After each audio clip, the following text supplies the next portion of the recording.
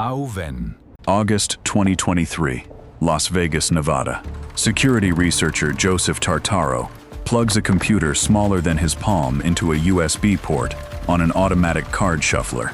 The machine is called the Deckmate 2. It is supposed to protect the game. Within moments, a nearby phone can see the order of every card inside it. The players cannot. 2 years later, federal prosecutors accuse 31 people of using similar technology in underground poker games across the United States. The defendants include alleged members and associates of organized crime, gambling operators, technology suppliers, money launderers, former professional athletes, and an NBA head coach. The victims allegedly lost at least $715 million. Some entered the room expecting to play against celebrities. According to prosecutors, they were playing against almost everyone. This is the story of the poker mafia. To understand how the alleged scheme worked, you first need to understand what poker normally hides. Texas Hold'em begins with 2 private cards for every player. These are called hole cards. 5 community cards are then placed face up in the center of the table. The first 3 appear together. The flop. A 4th follows. The turn. Then a 5th. The river. Players can use their private cards and the community cards to create the strongest 5-card hand. They bet before the flop, after the turn, and after the river. But the cards are only half the game. The other half is uncertainty. You know your own cards. You can see the cards on the table. Everything else is hidden. A large bet might mean a strong hand. It might be a bluff. A player who suddenly becomes quiet might be nervous. They might also be pretending to be nervous because they want you to call. Poker professionals spend years studying these situations. They calculate probabilities. They track betting patterns. They look for small changes in timing and behavior. None of this makes them psychic. A professional can make the mathematically correct decision and still lose. That is normal. Poker contains luck. But if the person across the table already knows every card, the professional is no longer solving the same problem. They are reading a person. The other person is reading the deck. Card cheating is almost as old as playing cards. The earliest methods required no electronics. A cheater could bend a corner, press a small dent into the surface, scratch part of the printed pattern, slightly alter an edge. The mark did not always need to identify the exact card. Knowing that a card was an ace could be enough. Knowing that it was a high card could change a bet. Knowing that several important cards had already left the deck could change an entire hand. Some players learn to identify cards by touch. A tiny deformation could be felt while dealing. A slightly rough edge could reveal a card before anyone saw its face. Others used visual systems. Playing cards often have complicated patterns on their backs. The designs appear repetitive. That makes small changes difficult to notice. It also creates places to hide information. One line can be shortened. One leaf can be thicker. A shape can move a few millimeters. To most people, the deck looks normal. To someone trained on the pattern, every card has a label. This is called a reader deck. You do not need a hidden camera. You need good eyesight and access to the cards before the game. Another method places marks along the edges. When the deck is held together, tiny shapes can form a code.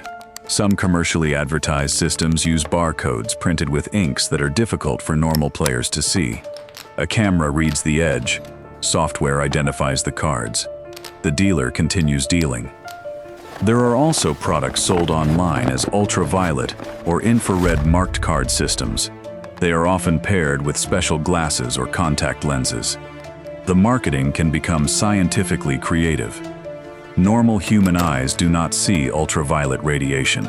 Visible light typically begins at around 380 to 400 nanometers. Ultraviolet radiation occupies shorter wavelengths and is normally invisible to us. Putting a contact lens on a normal eye does not suddenly create a new ultraviolet receptor. A working marking system needs something else. The ink might create visible fluorescence. A filter might increase contrast between the marking and the card. A camera might detect wavelengths the player cannot see. and convert them into an image. Whatever name appears on the website, the useful part is simple. One person can see information that everyone else cannot. Prosecutors say some of the alleged rigged poker games used pre-marked cards and specially designed glasses or contact lenses. They also describe electronic devices that could do the reading automatically. One of them looked like a normal poker chip tray. A chip tray sits beside the dealer. It holds neat rows of chips. Nobody is surprised to see one. But according to the federal case, some games used what prosecutors called a chip tray analyzer. Hidden cameras inside the tray could read cards as they passed nearby. The cards appeared to move through a normal game. The tray was watching them. Another alleged device was described as an X-ray table capable of reading cards placed face down. The public filings do not explain every technical detail of this system. The phrase comes from the prosecution, but the purpose is clear. The cards did not need to be turned over. Other commercially available cheating systems hide scanners in phones or phone cases. The phone rests near the table. A camera or sensor reads markings along the sides of the deck. Software then reconstructs the order. Some poker analyzers are marketed as complete systems. The scanner reads the deck. A processor calculates which seat will receive the strongest hand. The answer is then sent to the operator. It can appear on a screen. It can be transmitted through an earpiece, or it can arrive as a vibration. A signaling device, sometimes called a thumper, sends coded pulses to the body. One vibration might represent seat 1. 2 might represent seat 2. Longer and shorter patterns can carry more information. The player does not need to look at a phone. They only need to feel the signal. The indictment does not claim that every commercially advertised cheating product was used in every game. Some devices in this world are demonstrations. Some are products sold for magic. Some may not work as well as their sellers claim. But they all solve the same problem. How do you move secret information to a player without the victim noticing? This is why professional poker rules restrict electronics. Phones cannot rest on the table in many organized games. A player with a live hand cannot use a communication device. Strategy applications and outside information are prohibited. A phone is not always a cheating device, but it is an excellent place to hide one. Private games are different. There may be no tournament director, no regulator, no independent surveillance team, no technician checking the equipment. The host chooses the location. The host hires the dealer. The host supplies the cards. The host may also own the machine that shuffles them. The Deckmate 2 is built for legitimate gambling rooms. It is designed to shuffle a deck in around 22 seconds. It can recognize cards, verify the deck, and sort the cards back into suits. These features can improve security. They also mean the machine needs to look at every card. Inside the Deckmate 2 is a camera used for card recognition. In a normal machine, this helps detect a missing, extra, or incorrect card.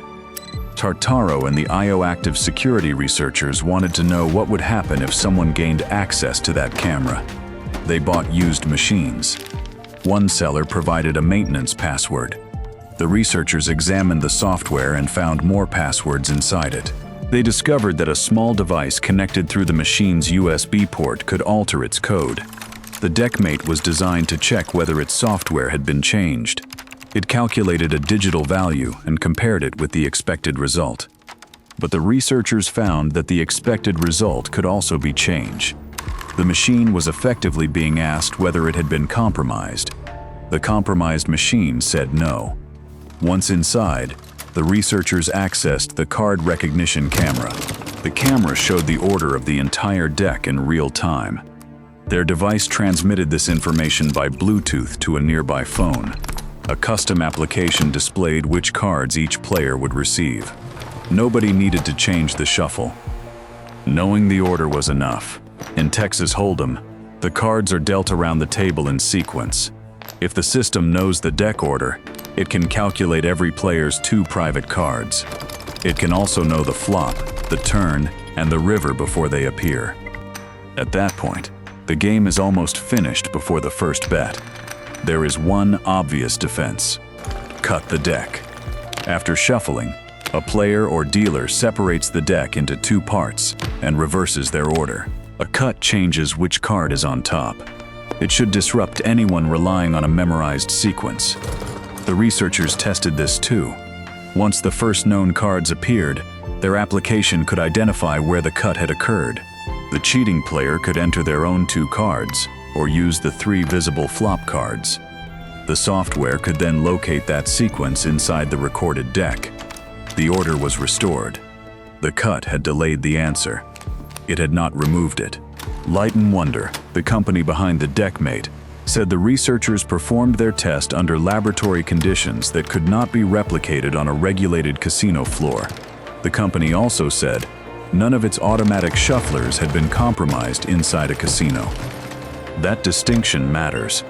A licensed casino controls its machines. Equipment is monitored. Staff members are watched. Access is limited. Later security changes included updated software and disabled USB access. The alleged poker mafia games were not regulated casino floors. According to prosecutors, the conspirators supplied machines that had already been altered and remained under their control. They did not need to secretly approach someone else's table. They brought the table with them. The federal indictment says the scheme began by at least 2019. The alleged games took place in New York City, Las Vegas, East Hampton, Miami, and other locations across the United States. The network required several groups. First were the game organizers.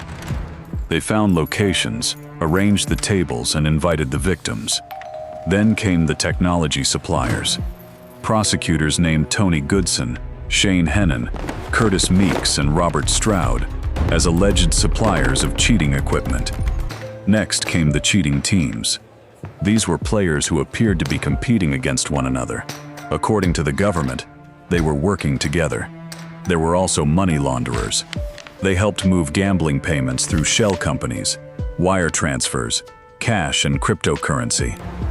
Finally, there were members and associates of organized crime. Prosecutors say they protected games, collected debts, and received part of the proceeds. But before any technology could work, the organizers needed a victim.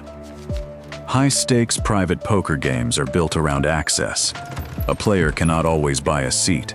They need an invitation. The guest list might include professional gamblers, business owners, celebrities, and athletes.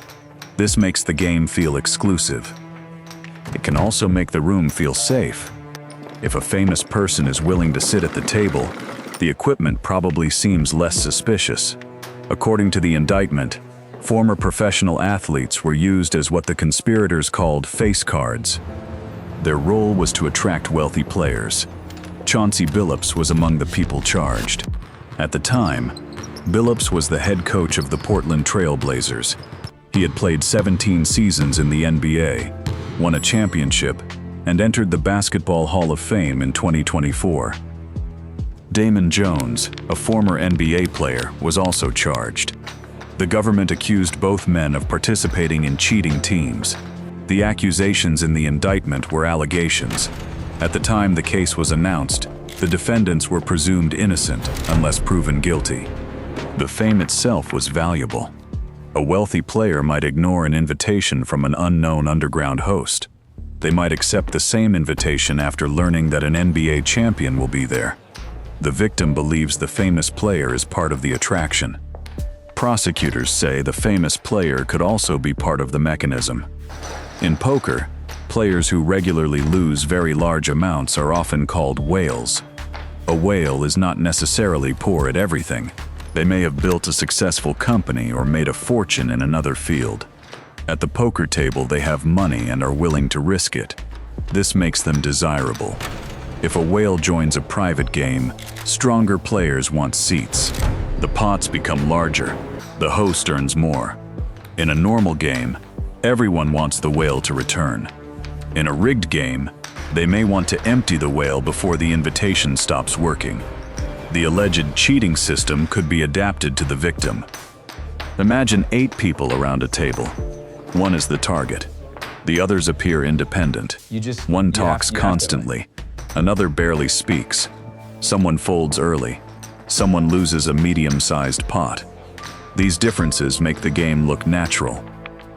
But according to the prosecution's description, the remaining participants in some games were members of the same cheating team. The altered shuffler reads the deck. That information leaves the room and reaches an off-site operator. The operator sends the result by cell phone to a conspirator at the table. This person is called the quarterback or the driver. The quarterback receives the useful information, usually which seat is likely to win. Then comes the signal. Touch a particular chip. Move another object. Perform a pre-arranged action. The other team members see it. Now they know how to bet. The victim does not need to lose every hand. That would be obvious. The cheating team can fold. It can sacrifice smaller pots. It can allow the victim to experience several normal wins. What matters is the expensive hand. The moment the victim has something strong enough to keep betting, but not strong enough to win, this is where hidden information becomes money. Suppose the victim receives 2 kings. It is one of the best starting hands in Texas Hold'em. Another player receives an ace and a weaker card. The victim raises. The other players continue.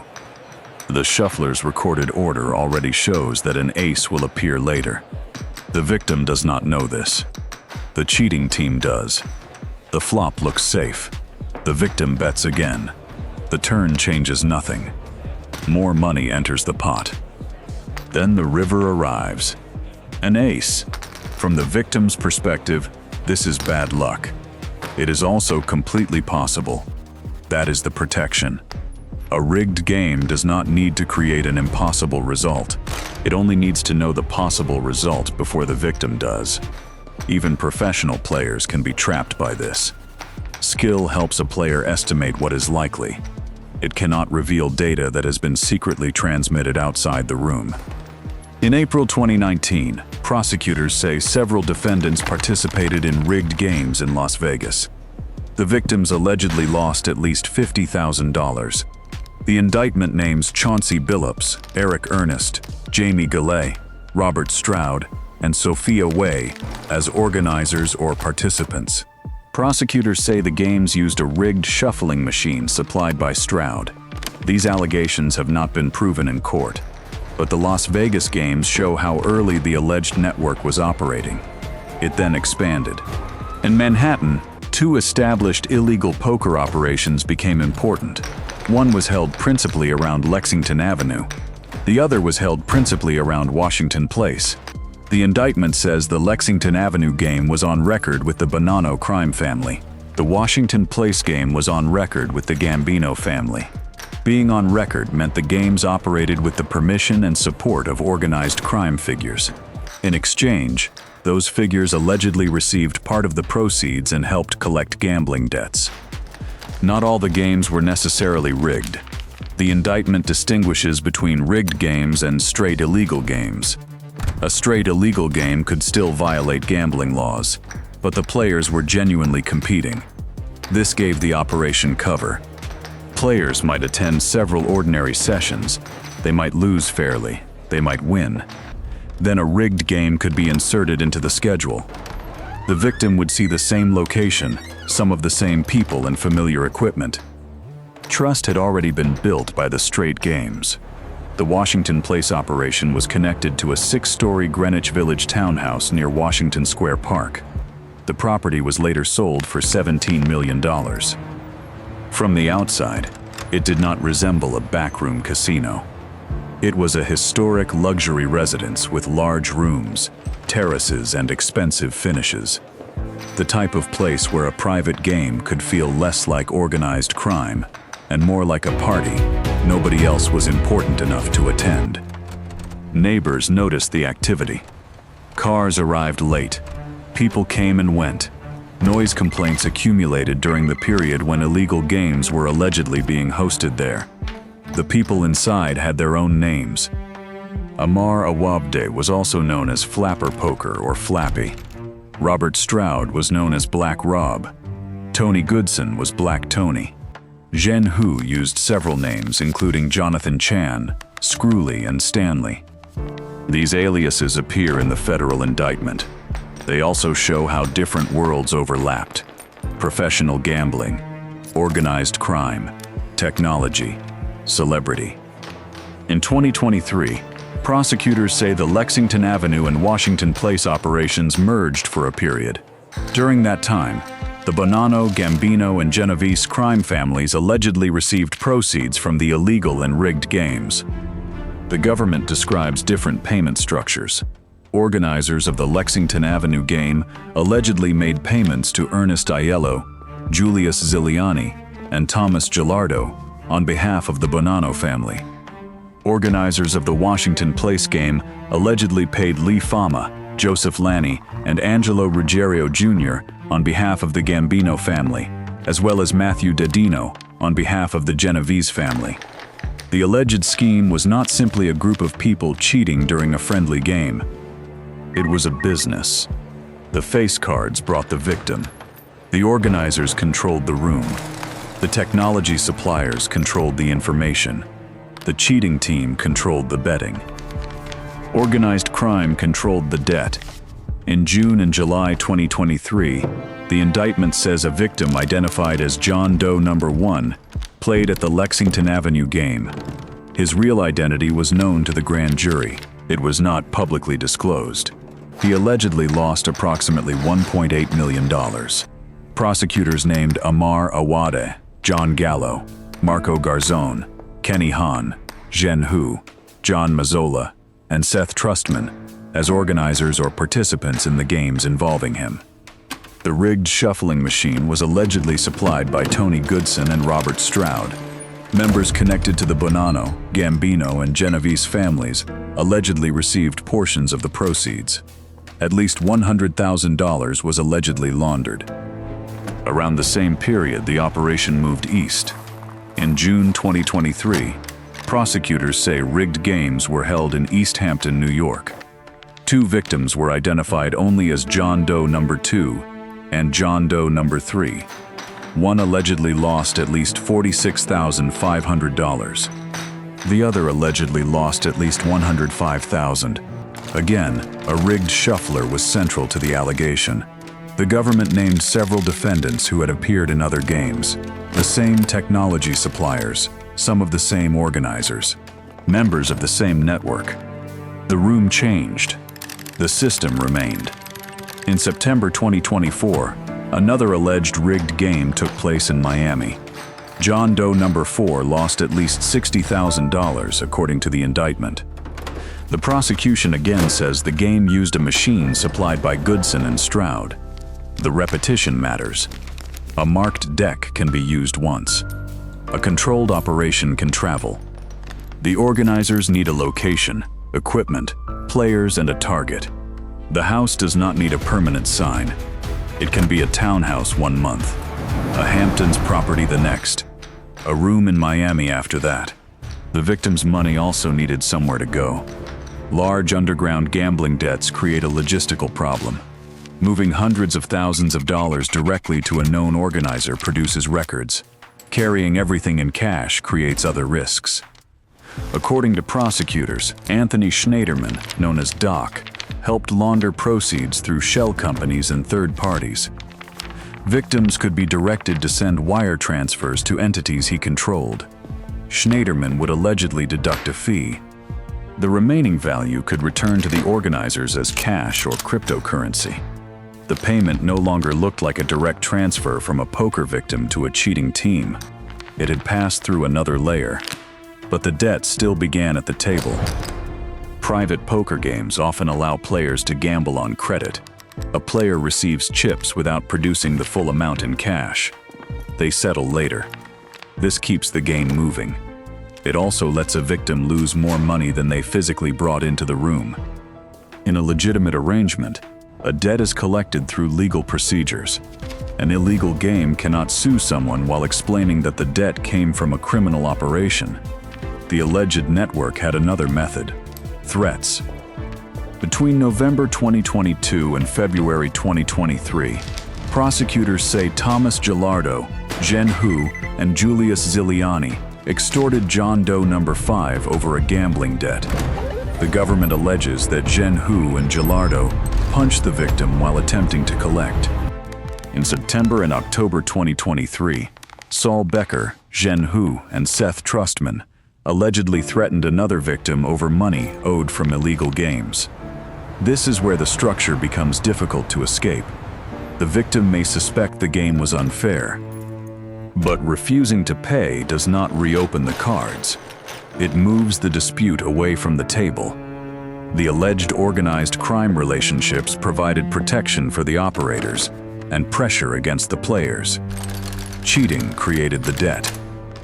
Violence protected it. Then, on September 7, 2023, the equipment itself became valuable enough to steal. Prosecutors say Amar Awade, Osman Hoti, John Mazzola, Nicholas Minucci, and Robert Stroud arranged and committed a gunpoint robbery against a co-conspirator. The object they allegedly wanted was a rigged shuffling machine. Not cash, not jewelry, the machine. This may be the clearest description of its value. A normal deckmate 2 saves time. A compromised one can turn every future deck into information. Whoever controls it can rebuild the scheme somewhere else.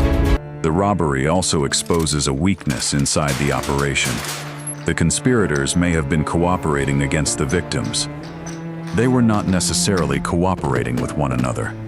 In the fall of 2023, prosecutors described conflict between people connected to the different games. Rival groups competed for players and control. An underground business has no licensing board to divide territories. It has relationships. When those relationships fail, the argument is not submitted to a regulator. It can arrive with a gun. The New York case was not the only federal investigation involving famous basketball figures and private poker rooms in 2025. But the next case was separate. On July 30th, federal prosecutors in California announced the arrests of former NBA player Gilbert Arenas and 5 other defendants. The government alleged that they had operated illegal high-stakes poker games at an Encino mansion owned by Arenas. The alleged operation ran from September 2021 until July 2022. Prosecutors said Arenas rented the mansion for the games. Other defendants managed Pot Limit Omaha and additional poker games, invited players, and collected a rake. A rake is the house's fee. Each time a pot is played, the house removes a percentage or fixed amount. The players compete against one another. The operator earns money regardless of who wins. The California announcement described an organized private casino. Young women served drinks, gave massages, and offered companionship in exchange for tips. Prosecutors said they were required to surrender a percentage of their earnings. Chefs were hired. Valets were hired. Armed security guards were hired. Yevgeny Gershman, one of the defendants, was described by the government as a suspected organized crime figure from Israel. The charges were allegations, and the defendants were presumed innocent. Most importantly, the California announcement did not accuse the group of using the marked cards, hacked shufflers, or cheating teams described in the New York case. The cases should not be combined into one conspiracy. But the Encino mansion shows the scale of the private poker world. A game can have employees, food, transportation, security, and accounting. It can look like a casino. It does not automatically have casino oversight. This difference is easy to miss. The room may be luxurious. The guests may be famous. The dealer may appear professional. None of these things independently prove the game is fair. The New York indictment says the victims believed they were gambling on equal footing. According to prosecutors, the remaining participants were sometimes working together. This would make ordinary poker strategy almost useless. A suspicious player might examine the deck. The marks could be invisible. They might ask for a cut. The analyzer could recover the order after the flop. They might watch for signals. The signal could be a hand touching a chip. They might ban phones from the table. The useful phone could belong to an off-site operator. They might trust the shuffler. The shuffler could be the source. There is no single defensive move when the host controls the entire environment. On October 23, 2025, the federal indictment was unsealed in Brooklyn. 31 defendants were arrested across 11 states. The charges included conspiracy to commit wire fraud, operating illegal gambling businesses, money laundering, extortion, and robbery-related offenses. The investigation had lasted more than 4 years. Authorities described a network stretching across the country. They accused members and associates of the Bonanno, Gambino, and Genovese families of receiving proceeds and supporting the games. They named NBA figures. They named technology suppliers. They named organizers, players, and money launderers. The alleged victims remained John Doe's. Their identities were not officially disclosed. This may be partly practical. Victims in criminal cases often receive anonymity. It may also reveal another advantage held by underground games. Reporting the crime means admitting you were there. A business owner, celebrity, or wealthy investor may not want their name connected to illegal gambling. They may fear public embarrassment. They may also be unsure whether they were actually cheated. Poker naturally produces painful losses.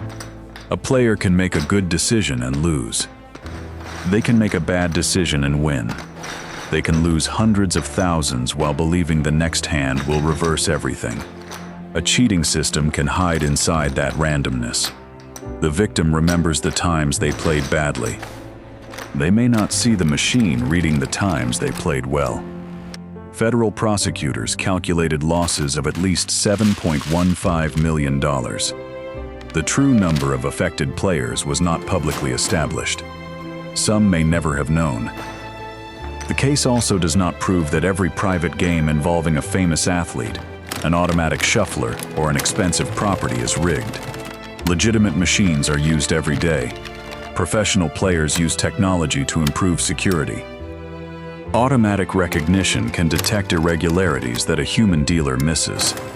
The same camera can protect a deck or expose it. The difference is who controls the information. At Black Hat in 2023, Tartaro's group did not secretly steal money from real casino players. They conducted a security demonstration. They showed that the machine could be compromised under laboratory conditions. Light and Wonder disputed the idea that the demonstration represented a real, regulated casino floor. The company later described measures taken to improve the product's security. Then the federal indictment appeared. Prosecutors alleged that privately controlled rigged machines had been reading cards for years. The technical demonstration and the criminal case are not proof of each other, but together, they reveal the same possibility. A machine can appear to make a game more random, while secretly making it completely predictable. For decades, poker cheating depended on a player noticing a scratch, a bend, or a pattern. Now the mark can be inside the machine. The dealer loads the cards. The machine counts them. The screen shows no error. The deck returns to the table. Everything looks correct. Somewhere outside the room, a phone receives the answer. The quarterback touches a chip. The victim looks at 2 strong cards, and the betting begins.